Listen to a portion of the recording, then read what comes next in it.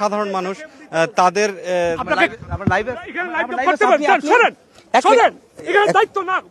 মানুষের প্রস্থান নয়, বরং একটি সময়ের নীরব বিদায়। আজ আমরা স্মরণ করছি বাংলাদেশের রাজনৈতিক রাষ্ট্রীয় জীবনের এক গুরুত্বপূর্ণ নাম,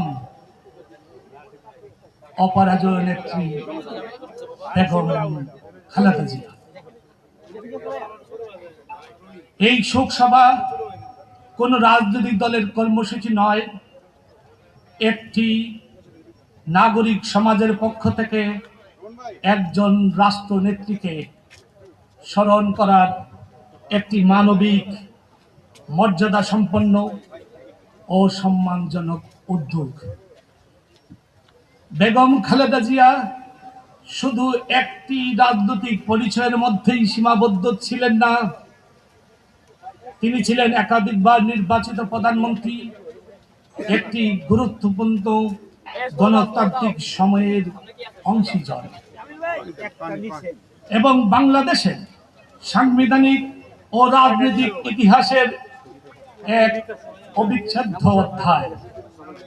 বিশ্ব ইতিহাসে আমরা দেখেছি, যখন কোন রাষ্ট্রনেত্রী বিদায় নেন তখন তাকে স্মরণ করা হয় ক্ষমতাধর হিসাবে নয়, বরং তার সময়, ভূমিকা ও ত্যাগের আলোকে। বেগম খালেদার জীবন সেই ধরনের এক দীর্ঘ ও কঠিন যাত্রা। রাজনৈতিক সংগ্রামের পাশাপাশি তিনি বহন করেছেন ব্যক্তিগত বেদনা, নিঃসঙ্গতা ও সীমাহীন ত্যাগ। তিনি ছিলেন ধীরচেতা, সংযত ও আত্মমর্যাদাশীল। কঠিন সময়েও তিনি নিজের অবস্থান থেকে বিচ্যুত হননি। আমরা জানি তিনি দীর্ঘদিন প্রতিহিংসামূলক মামলায় কারাবন্দী ছিলেন।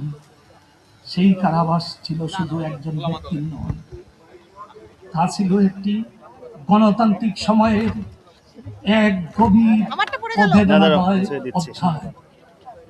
তবু কারামুক্তির পর তার উচ্চারণে আমরা শুনেছি ঘৃণার ভাষা নয়, প্রতিশোধের আহ্বান নয়, বরং শান্তি ও সহাবস্থান।